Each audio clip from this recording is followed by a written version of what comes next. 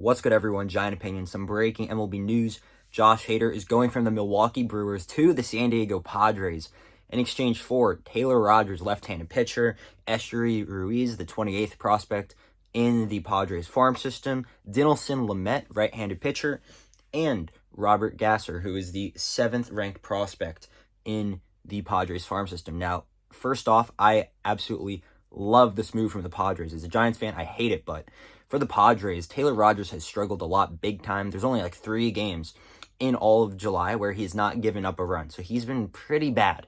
Usually he's a quality pitcher though, but this Padres team is shooting big, right? They're shooting for the Stars, World Series talk. They got a very good squad with Bob Melvin out there. And although Josh Hader has struggled on his own too, he's still been probably the most dominant relief pitcher since 2018. So the fact that they are getting him and adding him is making their team a hell of a lot better. And especially come playoff time, I have more trust in Josh Hader than, say, Taylor Rogers. So the bullpen out in San Diego, it's disgusting with him and Crismatt. I like it a lot from their perspective. But for the Milwaukee, and he also has this year and next year of team control. So they have him for next year too. Worst case, they don't make as much noise as they want. So it's not a rental type of move. Now for the Brewers, this is a very interesting move too. Hader has struggled a lot recently, but I didn't expect them to part ways with him necessarily. Maybe it's because they have a lot of good bullpen pieces anyways, like Devin Williams. So maybe they're like, we can afford to trade away Josh Hader. But the return that they're getting, Taylor Rogers, he struggled in July, but honestly, he's a quality arm. Should he be a closer? No. He's a good setup man, though. I like him as a left-handed pitcher, just not in that big closer type of role. So he's a solid player. And Robert Gasser is the 7th-ranked prospect. He's only been into single A at this point, so I can't really give too much of a scouting report on him, other than he is a left-handed pitcher. So if he turns out and pans out in the MLB, left-handed pitching is always going to be more valuable than right-handed pitching, just because of how much of a premium it is. So Esteury Ruiz is a very interesting player, too. He has crushed it at the minor leagues. He had an OPS of over 1,000, and I think I saw 60 stolen bases. 60.